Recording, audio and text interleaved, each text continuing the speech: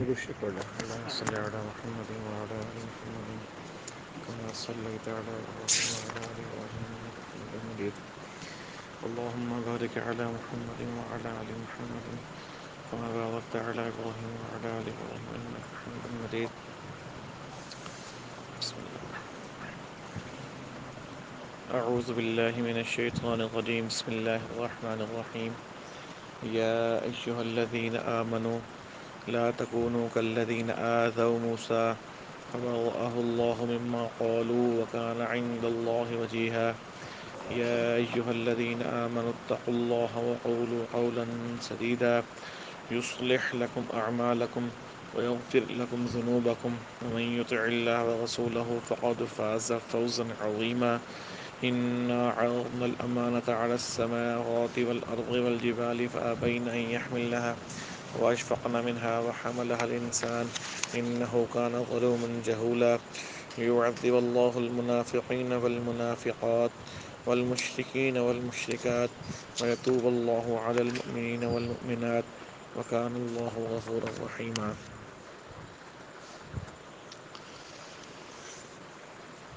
کہ اے لوگو جو ایمان لائے ہو ان لوگوں کی طرح نہ بن جاؤ جنہوں نے موسیٰ علیہ السلام کو اذیتیں دی تھیں۔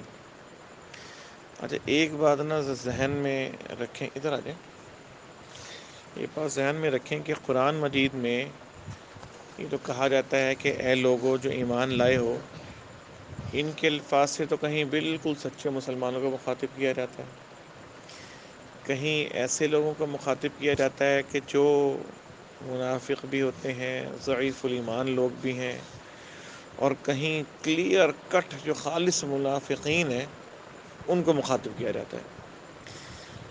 اور منافقین اور جو ضعیف الایمان لوگ ہیں ان کو الذین آمنوا کہہ کر مخاطب کیا جاتا ہے کہ بے شرمو تم لوگ دعوت و ایمان لانے کرتے ہو، اور حرکت تمہاری ایسی ہے کہ تم ہمارے نبی صلی اللہ علیہ وسلم کو اذیتیں بھی دیتے ہو، اور ہمارے نبی صلی اللہ علیہ وسلم جب اوپر آتے تو تم ان کے ساتھ مل جاتے ہو، ٹھیک ہے، لیکن جیسے ہی تھوڑا بہت آزمائشیں آتی ہیں تو فوراً پیچھے ہٹ جاتے ہو۔ تو یہاں جو اگر ہم غور سے دیکھیں تو کلیئر کٹ پتہ لگ رہا ہے کہ جو مخاطب ہیں وہ عام مسلمان ہیں، کہ اے لوگوں جو ایمان لائے ہو ان لوگوں کی طرح نہ بن جاؤ جنہوں نے موسیٰ کو اذیتیں دی تھیں، پھر اللہ نے ان کی بنائی ہوئی باتوں سے اس کی برات فرمائی اور وہ اللہ کے نزدیک باعزت تھا۔ ان دوسرے الفاظ میں یہ کہا جا رہا ہے کہ اے مسلمانوں یہودیوں کی طرح نہ ہو جاؤ، کہ جن کی روش اپنے نبی یعنی موسیٰ علیہ السلام کے لیے جو ہونی چاہیے تھی وہ نہیں تھی، بلکہ وہ جانتے تھے کہ موسیٰ علیہ السلام ہماری قوم کے سب سے بڑے محسن ہیں، اور فرعون سے ان کو بچایا، اور فرعون کا کام کیا تھا کہ وہ ان کی لڑکیوں کو رہنے دیتا تھا، لڑکوں کو ذبح کر دیتا تھا، اس طرح سے 70,000 یا کم و بیش بچوں کو تو ذبح کر دیا۔ اس کے علاوہ ان کو کوڑا کرکٹ اٹھانے کے لیے، کھیتی باڑی کرنے کے لیے جو بھی ذلیل چماروں والے کام تھے وہ ان کے سپر تھے، لیکن موسیٰ علیہ السلام ایک مصلح بن کے ابھرے، اور اس کے بعد انہوں نے ان کو وہاں سے نکالا، ایک لمبی سٹوری ہے۔ اس کے بعد اس کے فرعون سے بچایا، اور اللہ کی طاقت براہ راست سامنے آئی اور فرعون کو اللہ نے غرق کر دیا اور ان کو بچا لیا، اور اس کے باوجود وہ بدبخت تھے، موسیٰ علیہ السلام کو تکلیفیں دیتے تھے۔ ایسی بدبخت قوم ہے یہودی قوم، اور وہ جانتے تھے کہ مصر میں جو ان کا انجام ہے وہ جس طرح ہندوستان کے شودر نہیں ہوتے، شودر جو نہ جن کو کھانے پینے کے لیے بلاتے ہیں، نہ ان کے مندروں کے اندر جا سکتے ہیں، نہ کوئی برہمن کے ساتھ ہاتھ ملا سکتے ہیں، وہ ان کی حالت تھی۔ اس کے باوجود اللہ سبحانہ وتعالیٰ نے ان کے اوپر احسان کیا، لیکن اپنے محسن اعظم کے ساتھ جو اس قوم کا سلوک ہونا چاہیے تھا وہ انہوں نے کیا کیا کہ موسیٰ علیہ السلام اللہ سبحانہ تعالیٰ کے پاس گئے، انہوں نے نہ پیچھے سے بچڑے کو بنا کر اس کی پوجا شروع کر دی، حالانکہ وہاں سے بچ کر آئے تھے، اللہ نے بچایا تھا، پوجا شروع کر دی۔ اور بھی بہت سارے کام کیے بدبختوں نے، موسیٰ علیہ السلام کی دعا سے اور ان کی برکتوں سے من و سلوہ اترتا تھا ان کے لیے۔ انہوں نے کہا کہ نہیں جی ہمیں من و سلوہ نہیں چاہیے، ہمیں تو ککڑے چاہیے، ہمیں پیاز چاہیے، ہمیں لہسن چاہیے، ہمیں سبزیاں چاہیے۔ تو انہوں نے موسیٰ علیہ السلام کی بڑی بے توقیری کی۔ ایک دو واقعہ نبی کریم صلی اللہ علیہ وسلم نے کچھ مال تقسیم کر رہے تھے، آپ صلی اللہ علیہ وآلہ وسلم نے سب کو مال تقسیم کیا. کچھ لوگ باہر نکلے اور باہر نکل کے بدبخت نے ایک نے کہا کہ محمد نے صلی اللہ علیہ وسلم اس تقسیم میں نہ خدا کا خیال رکھا نہ آخرت کا خیال رکھا. اب یہ بات عبداللہ بن مسعود رضی اللہ تعالیٰ عنہ نے سن لی. وہ آپ صلی اللہ علیہ وسلم کے پاس گئے اور کہا یا رسول اللہ صلی اللہ علیہ وسلم ایسی آپ صلی اللہ علیہ وسلم کے بارے میں بات کی گئی. اب اللہ کے نبی صلی اللہ علیہ وسلم نے کیا فرمایا؟ اچھا کتنی اذیت والی بات تھی یہ دیکھو. یعنی محمد صلی اللہ علیہ وسلم وہ ہیں کہ جو ایک ایک بندے کو پکڑ کے جہنم سے بچا کر جنت کی طرف لے کر جا رہے ہیں اور امتی امتی کر کے کتنی دعائیں کر رہے ہیں. اور آپ صلی اللہ علیہ وآلہ وسلم نے یہاں تک کر دیا کہ فرمایا جب ان کے پاس وہ جو فرشتہ آیا اور کہا کہ حضور اب آپ کا کیا ارادہ ہے، چلنا ہے یا نہیں چلنا، اور اللہ سبحانہ تعالیٰ نے آپ کو اس بات کا اختیار دیا ہے کہ آپ چاہیں تو رک جائیں، تو فرمایا کہ اللہ سے پوچھ کے آؤ میری امت کی، میرے بعد میری امت ہے کیا ہوگا. تو انہوں نے فرمایا کہ اللہ سبحانہ تعالیٰ فرماتے ہیں کہ ہم آپ کو آپ کی امت کے بارے میں خوش کر دیں گے. تو آپ نے فرمایا کہ میں اس وقت تک خوش نہیں ہوں گا جب تک ساری امتی کو اپنے جنت میں نہ لے جاؤں. لیکن کچھ لوگ ایسے ہوں گے جو آپ کی امتی ہی نہیں ہوں گے، بظاہر امتی ہوں گے لیکن ان کا جو طور طریقہ وہ ایسا ہوگا کہ وہ آپ صلی اللہ علیہ وسلم کی امت سے ہٹ جائیں گے. خیر لمبی بات ہے. تو کتنی تکلیف ہوئی ہوگی آپ صلی اللہ علیہ وسلم کے اس بات پہ. تو آپ نے فرمایا کہ اللہ کے رحمت و موسیٰ پر انہیں اس سے زیادہ اذیتیں دی گئیں اور انہوں نے صبر کیا.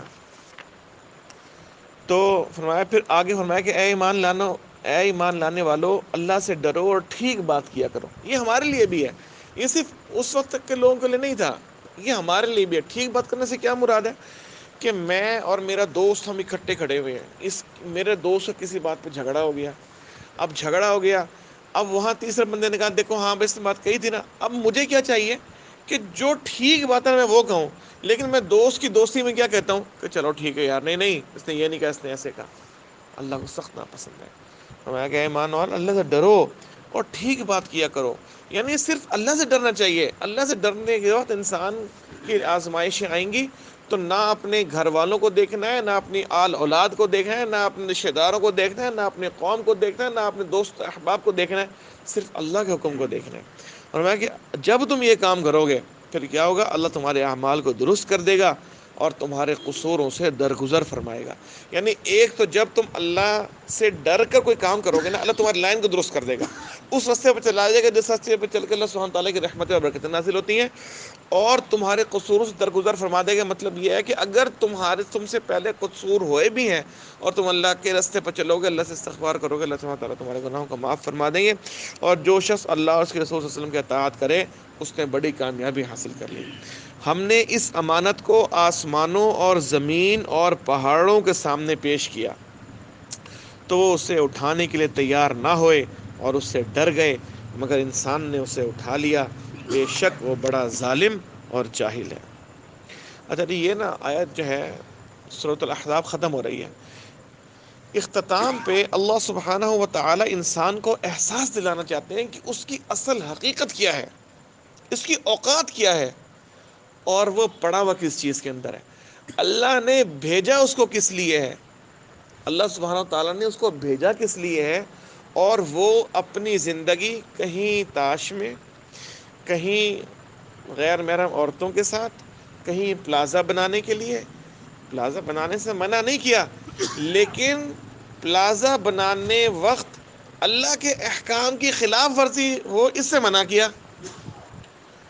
دکان بنانے سے منع نہیں کیا لیکن دکان بناتے وقت کہ کہیں تم کسی کو غلط چیز دے دو، کہیں تم اس کے اندر کسی چیز کی ملاوٹ کر دو، کہیں کسی کو کم ناپ تول کر دو، اس چیز سے منع کیا گیا. تو وہ جس زندگی کو ایک کھیل سمجھ کر بے فکری سے گزار رہا ہے اور اپنی مرضی سے سوتا اٹھتا ہے، اپنی مرضی سے کھاتا کماتا ہے، اپنی مرضی سے کوئی چیز کھاتا ہے، اپنی مرضی کے فیصلے کرتا ہے، اس کو اندازہ ہی نہیں کہ وہ کس چیز کے اوپر کھڑا ہوا ہے. اس جگہ امانت سے جو مراد ہے نا، جہاں اللہ سبحانہ وتعالیٰ نے فرمایا کہ ہم نے اس امانت کو آسمانوں اور زمین اور پہاڑوں کے سامنے پیش کیا، اس امانت سے مراد ہے خلافت جو اللہ سبحانہ وتعالیٰ نے عطا کی. اور اللہ سبحانہ و تعالیٰ نے انسان کو دو رستے دیے. ایک رستہ وہ ہے جو رحمان کا رستہ ہے. وہ رستہ کون سا ہے؟ جس رستے پر چل کے انسان کو اللہ سبحانہ تعالیٰ ملتے ہیں.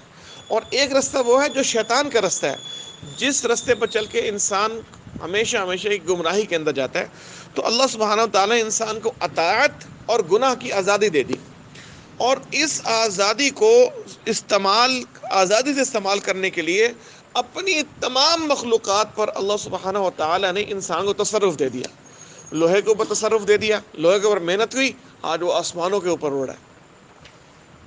لوہے کو تصرف دے دیا، اتنا بڑا سمندر، ویسے انسان کے پاس کچھ نہ ہو، انسان اس کی دہشت سے مر جائے، لیکن اللہ سبحانہ تعالیٰ نے تصرف دے دیا کہ اس کے اوپر جو ہے وہ کشتیاں چلا رہا ہے۔ اتنے بڑے بڑے جانور، گینڈا ہے، ہاتھی ہے، شیر ہے، چیتا ہے، سانپ ہے، ایناکوڈا اتنا بڑا ہے، کئی لوگوں کو کھا جائے گا وقت میں۔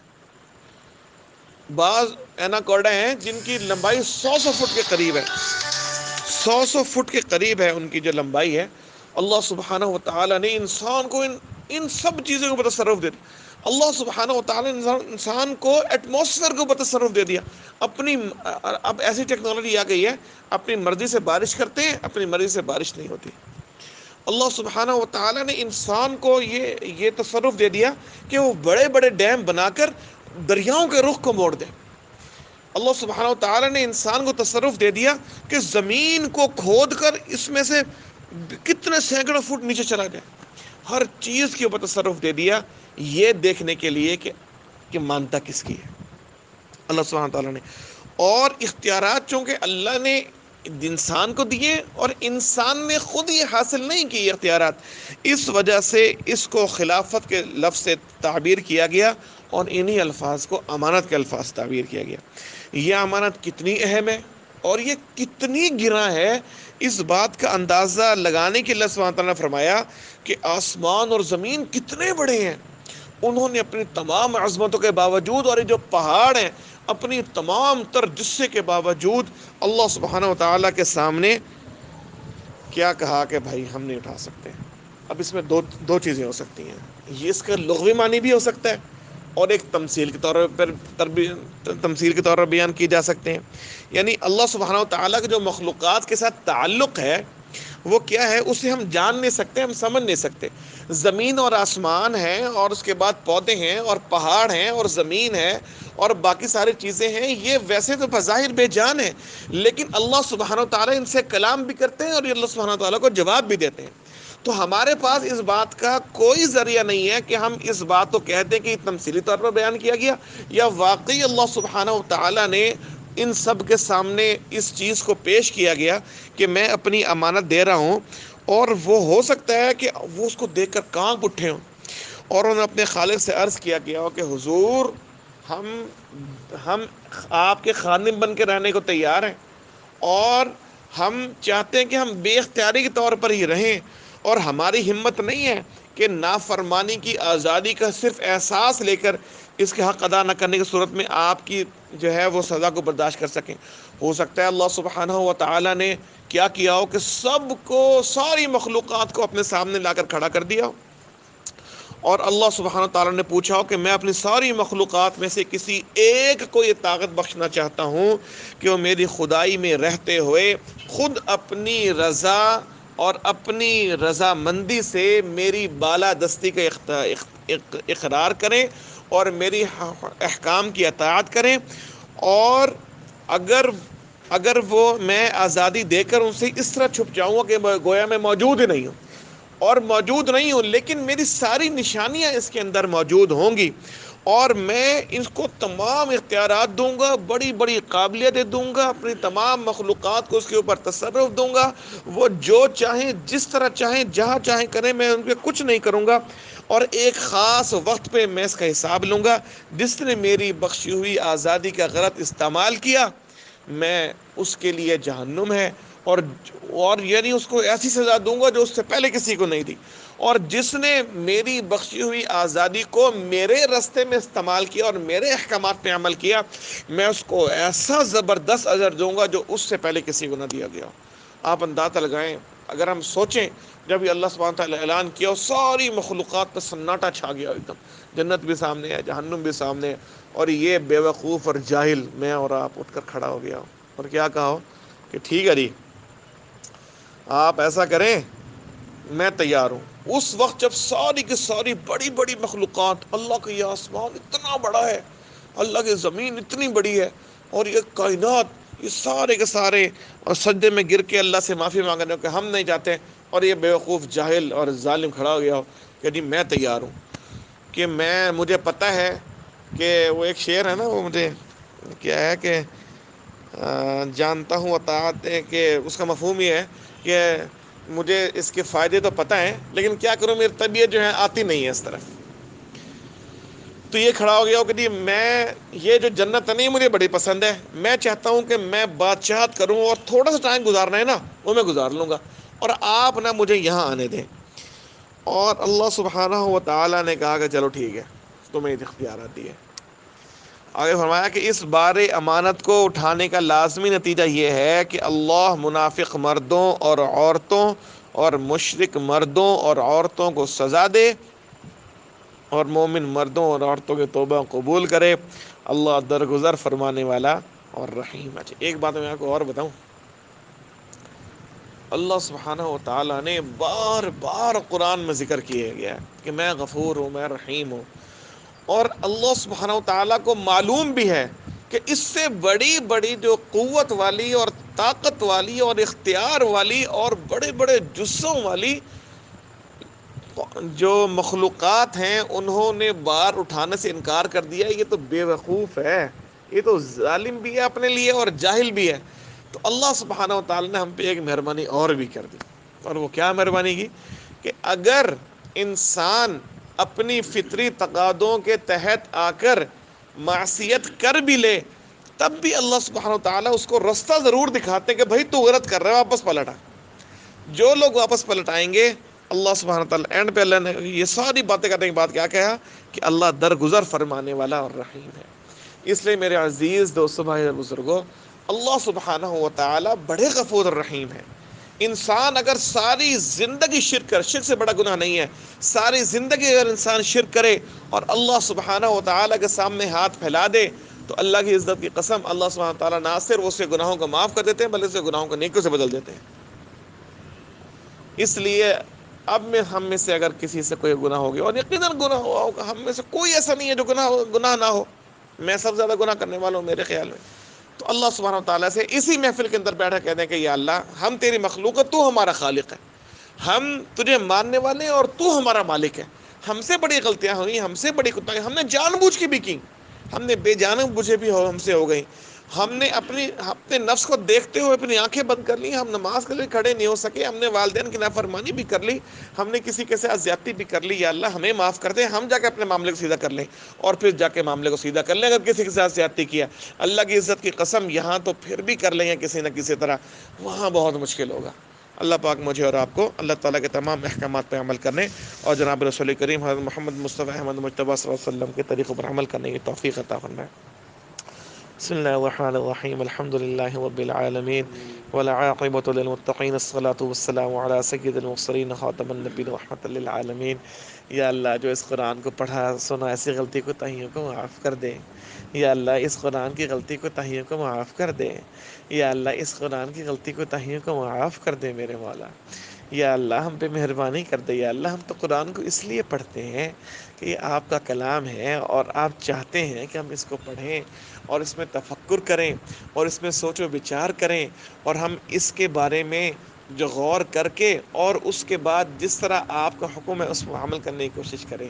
یا اللہ، اس وجہ سے ہم اس قرآن کو پڑھتے ہیں میرے مولا. ہماری اس غلطی کوتاہیوں کو معاف کر دے یا اللہ.